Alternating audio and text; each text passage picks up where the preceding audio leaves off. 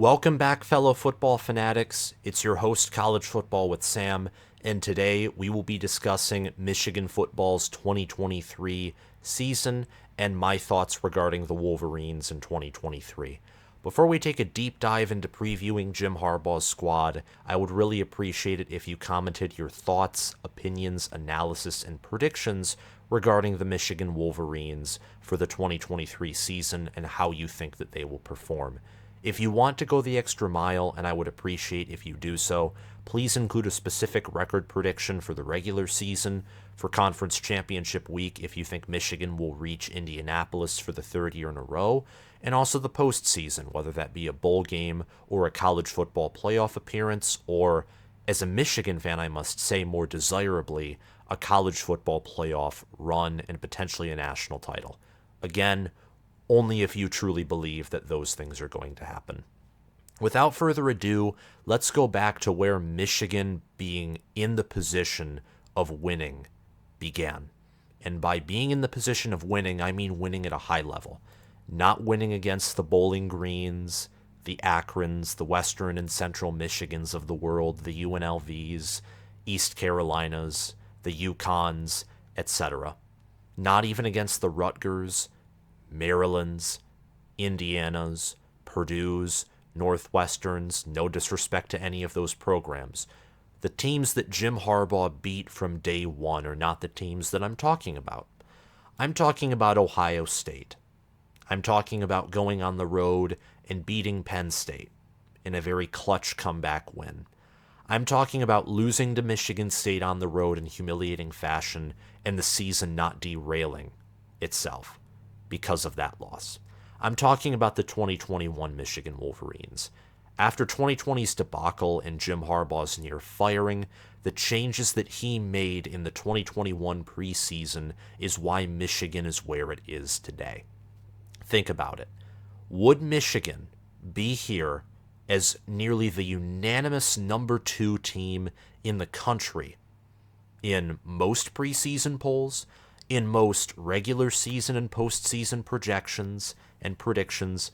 Would Michigan be in this position with all the glory surrounding it and the evidence to back that up with 2 wins over Ohio State in the past 2 seasons, 2 Big Ten championships, 2 appearances in the college football playoffs, a 2-0 record against Penn State, and an 1-1 record versus Michigan State, with the sole loss coming to the best running back in the nation, probably the best running back over the past 2 years, if I'm being honest, in Kenneth Walker? Would Michigan have achieved those things and be in the preseason mindset and aura that it's in right now, if not for the changes that Jim Harbaugh made after 2020? Firing Don Brown, promoting Sharon Moore and making him a more critical and key part of the offense, giving him more responsibility, which he handled extremely well. He will be a future head coach someday.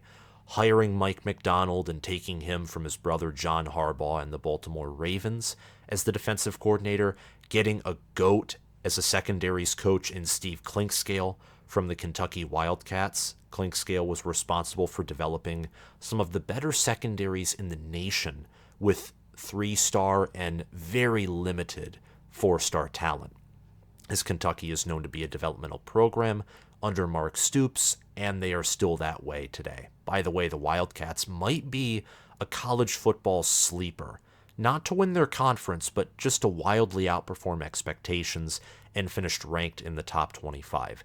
I don't think that Kentucky will win 9 or 10 games, but I'm lower on them than a lot of people are, and there are reasons to be high on Kentucky. Just want to put that out there. But to get back to Michigan, what happened after 2020 and before 2021 set up what so far has been a 2-year run of near elite at worst to elite at best level of play. 2021, the team was not elite by any stretch. After the 2021 season, or toward the end of that year, I might have said that they were elite, but in retrospect, they were near elite at best, great at the very worst. Michigan went 12-2 in 2021. They had a top 10 scoring defense and a top 20 scoring offense. They were the second best team in the nation according to the simple ranking system, only behind Georgia, who thwacked them in the Orange Bowl 34-11. After 2021, Aiden Hutchinson, David Ajabo, and Daxton Hill were all taken in the NFL draft. Other players departed the program as well, such as Stuber and Vistardis from the offensive line, and tight end Eric All, though he did not depart for the NFL, did get injured very early in the 2022 season. Also, legendary running back Hassan Haskins got drafted by the Tennessee Titans in, I believe, the 5th round of the 2022 NFL draft. All in all, Michigan did lose a hefty amount of production after 2021. And entering 2022, there were some questions, and not everyone was as certain regarding Jim Harbaugh and his program as they are right now. There were reasons to believe that what Jim Harbaugh did in 2021 was a fluke. There was that extreme. There was the extreme, again, taken by a lot of Michigan fans, obviously, that the program had been reborn.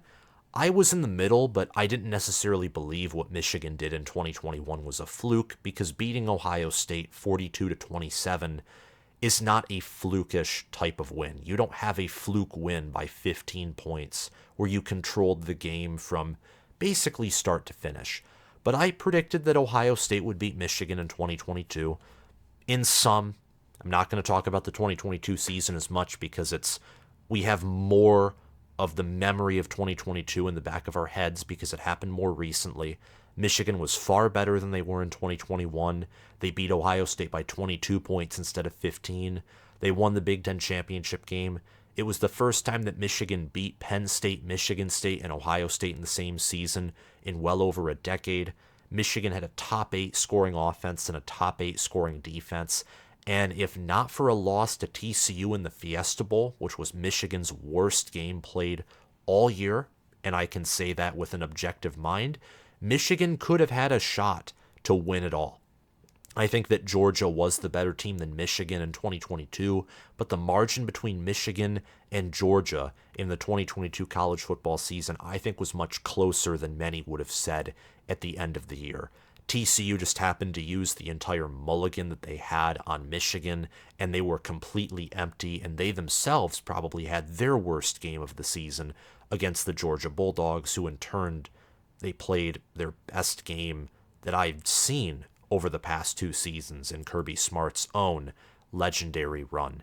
Michigan entering 2023 has a lot of supporters, but also in their own right, a lot of doubters. Josh Pate, for example, doesn't even have Michigan reaching the college football playoff, and he has them picked 3rd in the Big Ten East, losing to Penn State, who I presume he has finishing 11-1, 8-1 in the Big Ten, and behind Ohio State, who I think Josh Pate has going undefeated, or also 11-1, but by virtue of a tiebreaker getting in over Penn State to Indianapolis, where they will win and then be the 1 seed in the college football playoff. I would say Josh Pate is a doubter of Michigan football in the same way that I am, for example, of Penn State, who I've picked to go 9-3. I've picked Ohio State to go 11-1, 8-1 in the Big Ten, and reach the college football playoff by sneaking in at that 4th or 3rd seed. And I have Michigan going undefeated, winning in Indianapolis, and reaching the college football playoff as the 2 seed, and then winning it all with a 15-0 record. And those are sort of the 2 different ends of the spectrum. And both of those positions are rare. The consensus and near unanimous opinion is that Michigan will reach the college football playoff, win the Big Ten, or go 11-1, losing to Penn State or Ohio State, and probably winning a semifinal game or competing in a semifinal game. But most are picking Georgia to win the national title again, and I know for a fact that Ohio State and Alabama as well, surprisingly, have better national title odds than Michigan does.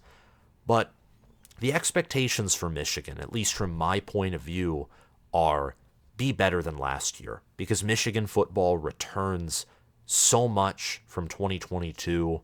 They are top 5 in returning production in the Power 5, and they're actually, I think, 3rd in the Power 5 to be specific in returning production. And in my opinion, the Wolverines have returned to glory under Harbaugh. Right now, the Big Ten runs through Ann Arbor.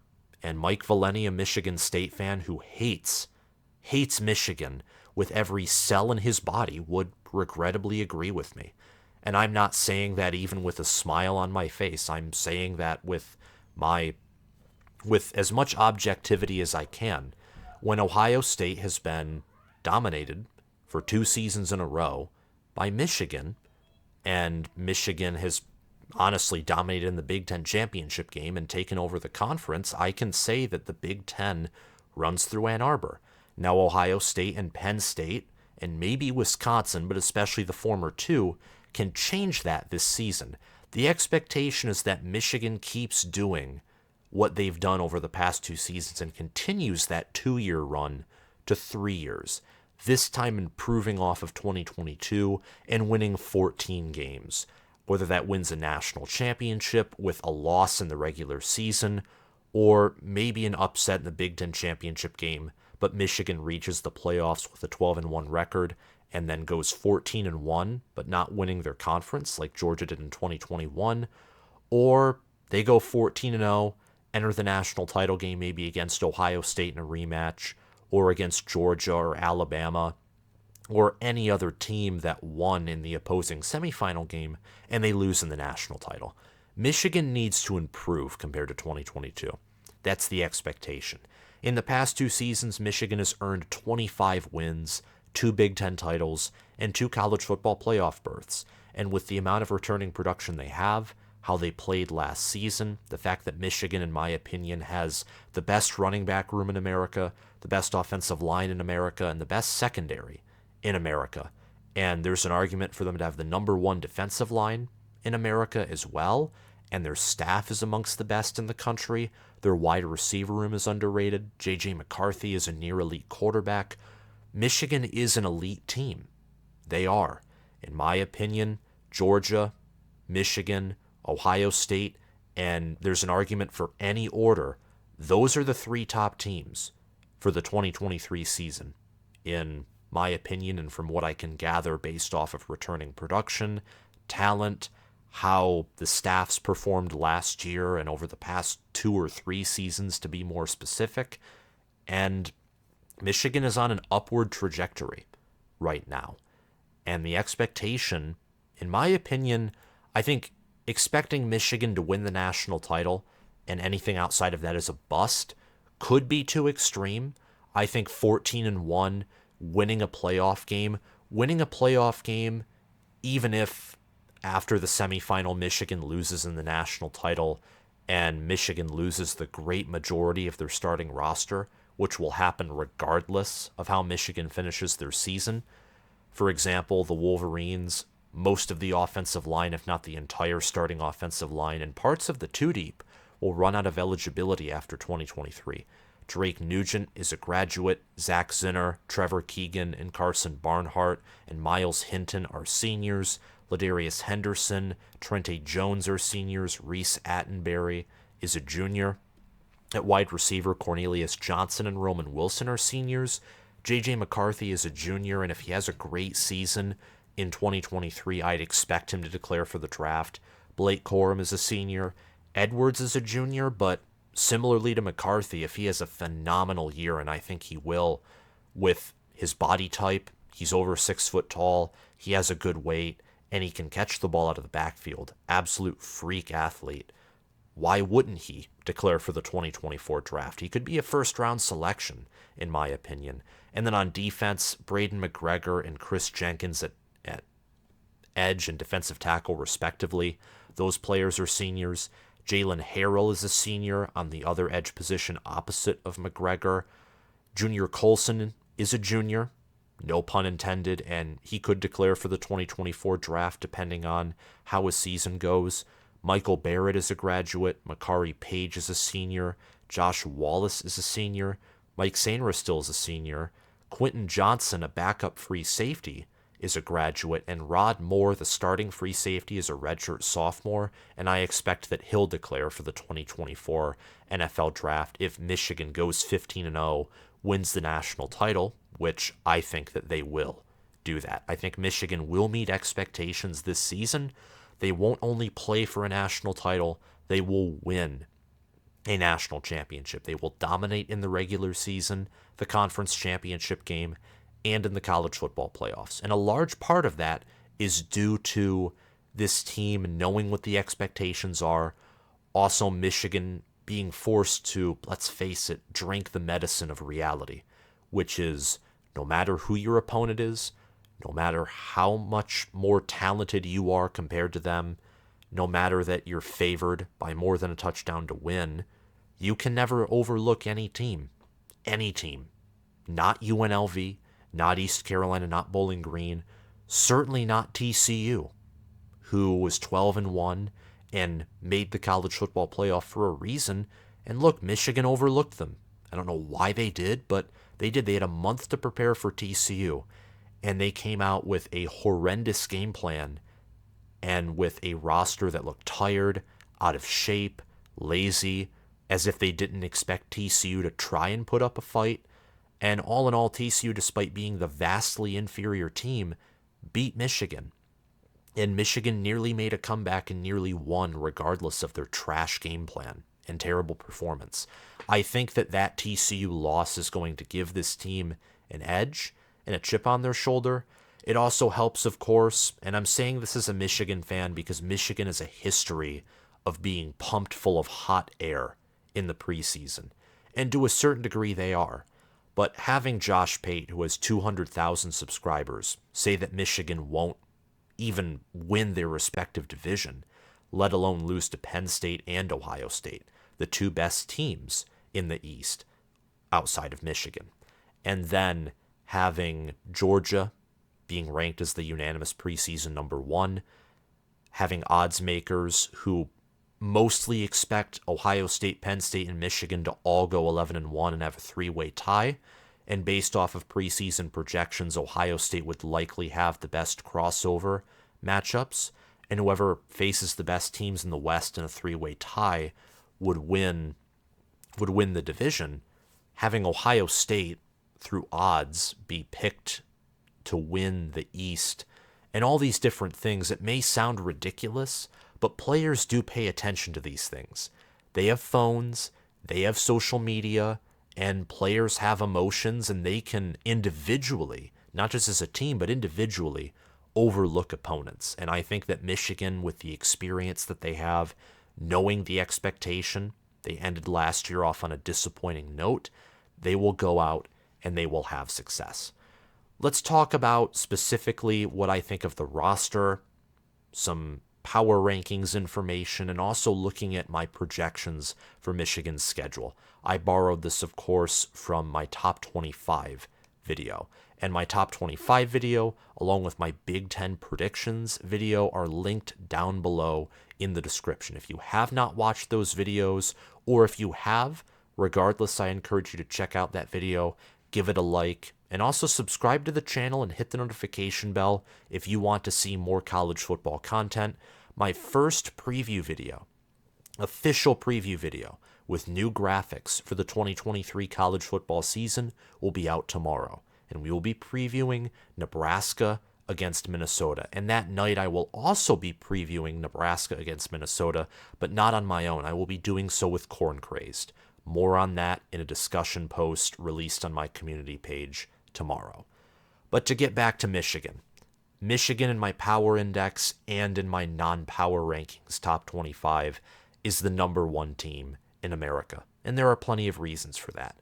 Experience is perhaps one of the bigger reasons, and also coaching staff continuity specifically. If Todd Monken returned to Georgia, for example, Todd Monken was a genius offensive coordinator, still is. That's why the Baltimore Ravens hired him.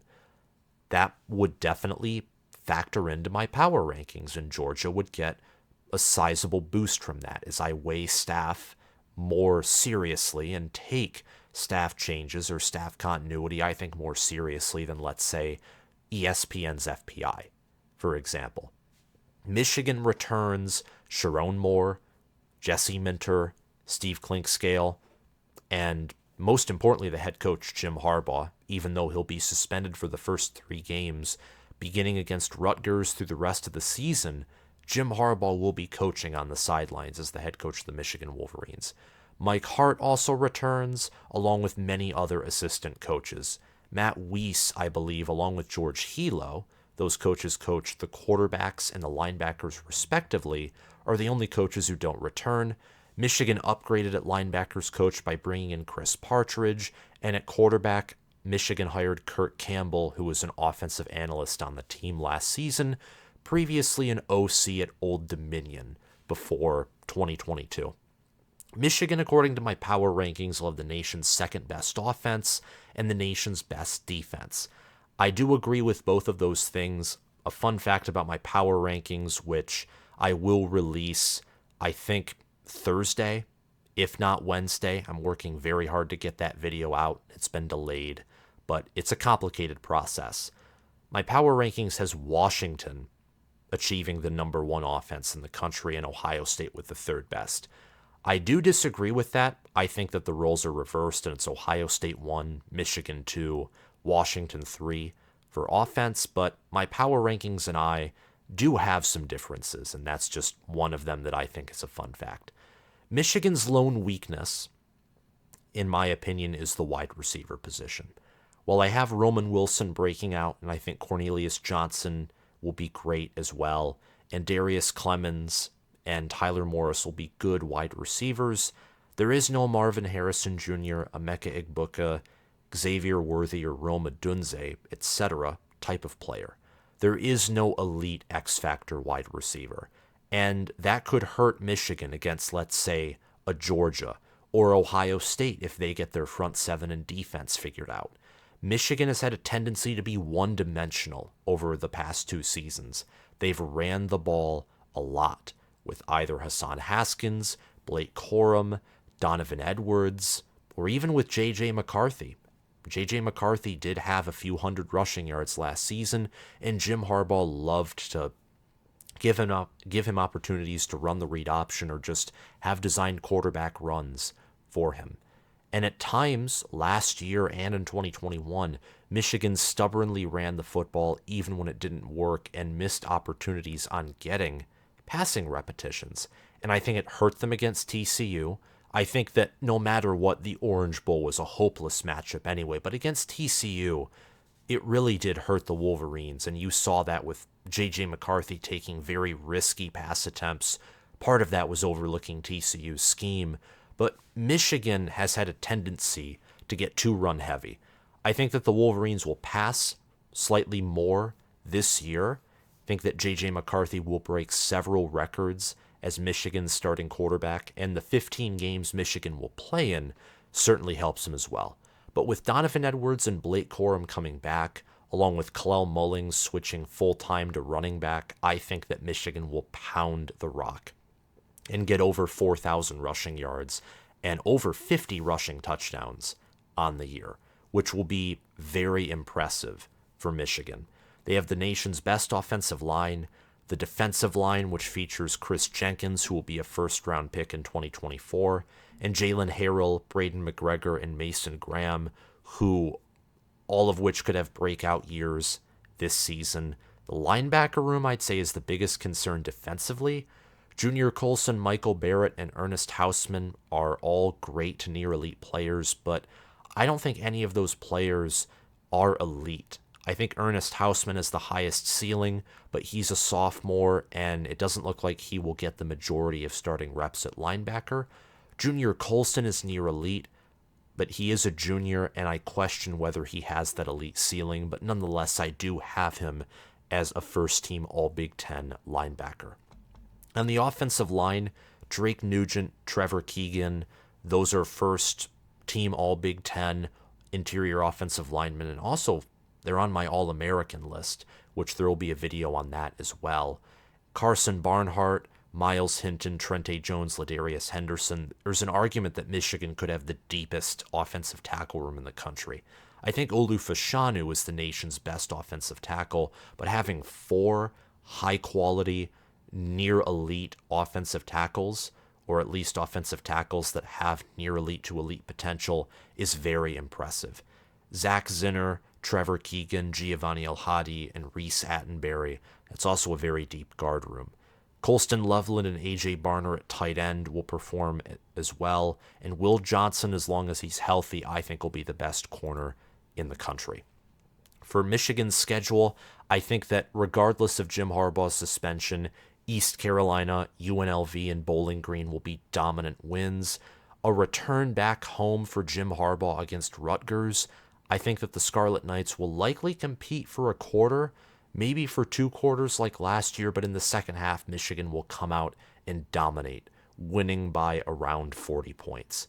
Road games against Nebraska and Minnesota on paper look troubling, and I think for about a half, maybe 3 quarters they will be, but Michigan will tear those teams to shreds, as they're deeper than both of those teams, they have better coaching staffs, and more importantly, especially in terms for Nebraska, Michigan's the far more experienced team, and for Minnesota, Minnesota's great at developing, however, Michigan is even better, in my opinion, at developing, and they also have the more talented roster by high school recruiting, and Minnesota does have questions at quarterback, also questions at linebacker.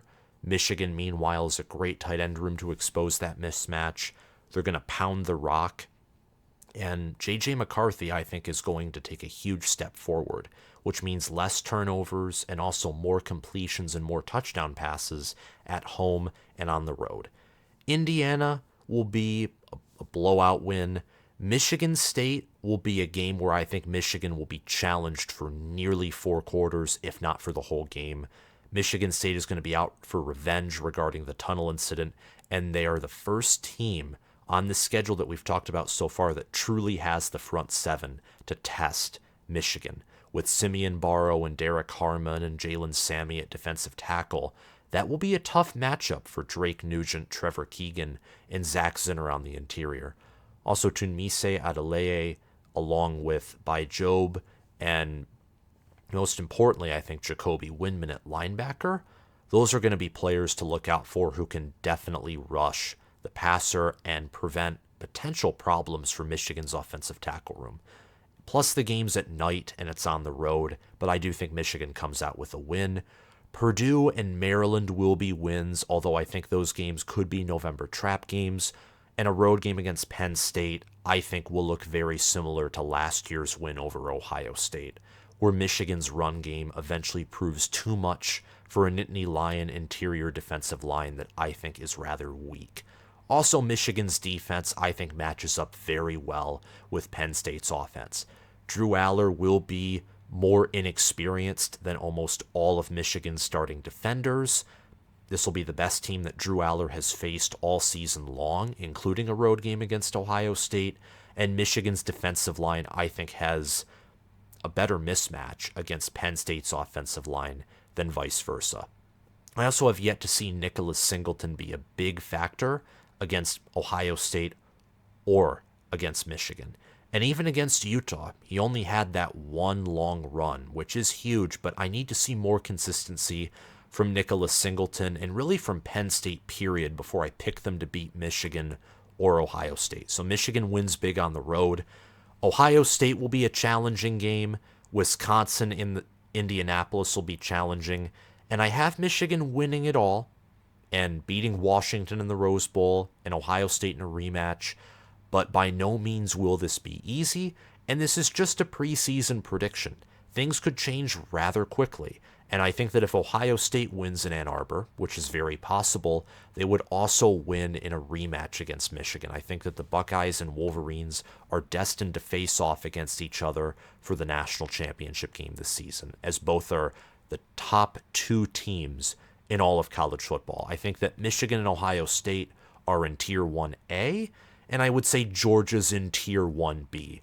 Obviously a huge step above Tier 2, but maybe a few feet or a few yards below or behind Michigan and Ohio State, who I think are neck and neck against each other. Michigan Wolverines will have one of the most efficient offenses in all of college football, scoring .665 points per offensive play. Michigan will finally pass for over 250 yards. A huge part of that will be JJ McCarthy having a massive breakout season. Michigan, in turn, on the ground will rush for even more yards per game than they did last season, having a defense that will have an easier time getting stops and an offense that's going to be so much more efficient, especially in the red zone, means more points, more yards gained, and just really a harder time for opposing teams. Michigan won't be playing as much mistake-free football as they have the past 2 seasons. And maybe I said that wrong, but what I meant to say is that the margin of error will be wider for Michigan because they'll be scoring more in the red zone, relying less on their kicker, which is helpful because James Turner will not replace Jake Moody. He'll be great. He'll kick around 15, 16, 17, 18, 19, 20 field goals. I'm landing on 18, but he will not be a Jake Moody. He doesn't have the same leg or the same accuracy, but nonetheless he'll be one of the better kickers in the country. Michigan will score over 90 touchdowns in total, though a few of those will be defensive scores. They'll have over 3 sacks per game with Jalen Harrell, Braden McGregor, Derek Moore, and Josiah Stewart, along with Kris Jenkins, Mason Graham, and Kenneth Grant getting all over opposing quarterbacks. Michigan's secondary will be amongst one of the best in the nation, gathering 63 passes defended and 17 interceptions, swarming the ball whenever they see it. Michigan's offensive MVP will be running back Blake Corum, who I have getting 285 rushing attempts for 1,738 yards, 23 rushing touchdowns, and averaging 6.1 yards per carry. Now keep in mind, Michigan is playing in 15 total games. So when you see these statistics and then I say that I don't think Blake Corum or JJ McCarthy are even reaching the Heisman ceremony, let alone winning it, the reason for that is that Blake Corum and JJ McCarthy and Michigan's offense, in my opinion, after the awards have been given out, will have big games in the semifinals and in the national championship, which means that their statistics entering the Heisman ceremony award, if they're in New York or not, I lean toward them not being in New York, or for the Doak Walker Award, or for any other award, Michigan's players will statistically be less impressive, as I think that the entire offense and defense will have great games in the playoff matchups, specifically against Washington, where I think Michigan will do to the Huskies what they should have done to the Horned Frogs last season, but of course failed to do so. Blake Corum is the nation's #1 running back. I think Donovan Edwards is the 3rd best running back in America, behind Ole Miss's Quinshon Judkins, who had a phenomenal season as a freshman last year. My defensive MVP is cornerback Will Johnson, who I have getting around 40 total tackles, a forced fumble, 5 interceptions, and 15 passes defended. If healthy, due to his wingspan, height, weight, speed, attitude, and the fact that he's coached by Steve Clinkscale, I think if healthy, Will Johnson is the best corner in all of college football. And he's only a true sophomore, which means despite being one of Michigan's best players, he will be back in 2024. And I think that he will definitely be selected in the upper half of the first round in either the 2025 NFL draft or a future NFL draft. Just not this season, as he is not eligible. My breakout player is quarterback JJ McCarthy. JJ McCarthy last year was the 16th best quarterback according to ESPN's efficiency metrics with a 79.1 QBR. He passed for 2,719 yards, 22 touchdowns, and 5 interceptions, and he also had 5 rushing touchdowns and 306 yards on the ground. Against TCU, we saw his high and his low, and against Ohio State, we also saw some of his greatest moments. Toward the end of the year is when JJ McCarthy was playing his best football. Against TCU, he also showed that his worst is still hanging around like a shadow. I think that this season we get to see the best of JJ McCarthy 90 to 95% of the time. Of course, no quarterback is perfect, and Caleb Williams, Jalen Daniels, Drake May, Michael Penix Jr., and Bo Nix are better quarterbacks in my opinion. Kyle McCord And other players, I think, at quarterback have the potential to be better than JJ McCarthy as well. I think McCarthy will be either the 10th or 6th best quarterback, or in between that range, I think is where JJ McCarthy will fall, which is a near elite quarterback. He'll break Michigan's passing yards in a single season record with 390 passing attempts, 3,667 yards, 34 passing touchdowns, and 5 interceptions, along with a few hundred rushing yards and a few rushing touchdowns as well on top of that. He will be one of Michigan's better players, and he will be a strength of this Michigan team. And finally, what do I think overall, outside of what I've already told you? But I think that the weaknesses of this team, outside of the wide receiver play or the low wide receiver ceiling, are quarterback depth. If JJ McCarthy goes down, Michigan would either have to choose between Jack Tuttle, Davis Warren, Alex Orji, or Jaden Denegal. One of those four. Likely it would be Jack Tuttle or Alex Orji or Davis Warren. Alex Orji would definitely have run game packages for him for the regular season. If JJ McCarthy gets injured, I would expect the staff to abuse those run plays, as Jack Tuttle nor Davis Warren are particularly as mobile or athletic as Orji is. But Warren and Tuttle have the best resume outside of McCarthy when it comes to passing the football, at least at the collegiate level. That, however, is a huge drop-off from McCarthy to either of those two players. So Michigan has to be careful, and they have to handle JJ McCarthy with care. And hopefully JJ McCarthy also handles himself with care and isn't too reckless, as we have seen that is one of his strengths, but also weaknesses as a quarterback, is McCarthy can be reckless. And it either makes him look like Patrick Mahomes in college, who was one of the nation's best quarterbacks, or he looks like John O'Corn trying to scramble and then throws a pick or turns it over. I mean, that when JJ McCarthy is reckless, the ceiling can't be higher, the floor cannot be lower. That's quarterback depth. I think that postseason preparation, even though I have Michigan going 15-0, and I think they will expel that, I think that heading into the year, that has to be mentioned. That is definitely a potential weakness. It is definitely Michigan's biggest weakness, and I'm not going to say otherwise until they prove that wrong, and I predict that they will, but that's just a prediction, and I do want to see it with my own eyes. But postseason preparation is a huge weakness for Jim Harbaugh. As much as I say that I think James Franklin, for example, is an overrated head coach, he does a much better job with postseason preparation than Jim Harbaugh does. And that is a critical weakness for any team who is expected to compete at the national level, is doing a poor job preparing for competing in the postseason for a national championship. The wide receiver ceiling, I also think, is low, but it is a deep room with several great to good playmakers.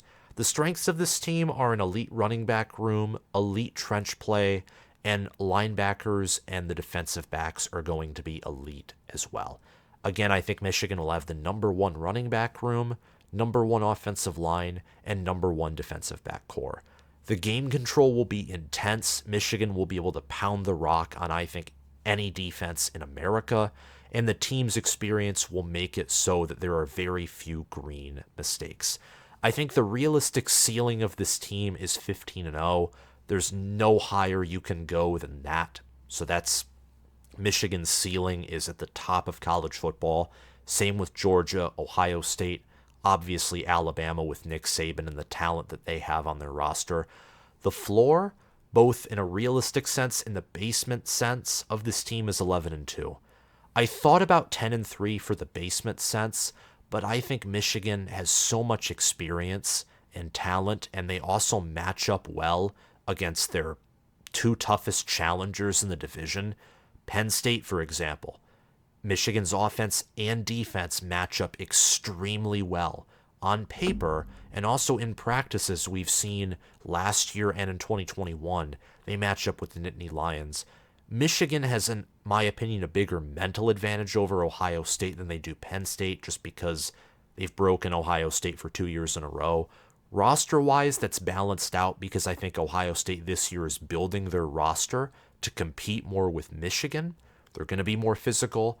They're going to be much better at running the football than they have since 2019. And in 2019, Ohio State had one of the nation's best rushing attacks. But nonetheless, the Wolverines have an advantage schematically and with experience over the Buckeyes and Nittany Lions. And if this team does go 10-2 and miss the playoffs and go to a New Year's Six Bowl game, they will overmatch their opponent, in my opinion, even if they have some opt-outs. And I don't think this team is the kind of team to have all of their potential departures for the NFL opt out for a single New Year's Six Bowl, though that is a great possibility. I think 15-0 is the ceiling, 11-2 is the floor. Michigan will start off strong despite Harbaugh's 3-game suspension. They'll handily beat Michigan State, Penn State, and Ohio State, going 12-0 in the regular season. And Michigan will win another Big Ten title, their 3rd in a row, and then win, finishing 15-0 with a national title. I meant to say will there, not win. Pardon me. But I expect a great season for the Michigan Wolverines, and after 2023, we'll have to see where Michigan stands entering 2024 when they lose all of that production. But I expect Michigan to be the best team in college football this season, and the expectation for this program is improve off of 2022. Go 14-1, at least win a semifinal game, if not the national championship. Thank you guys so much for watching this video. Please comment your thoughts down below and subscribe to the channel and like this video if you haven't already. I'll see you guys around, and I am so excited to preview Minnesota and Nebraska tomorrow, along with Michigan, Ohio State, Penn State, and Michigan State and their respective games this weekend later in the week. Have a great day, guys.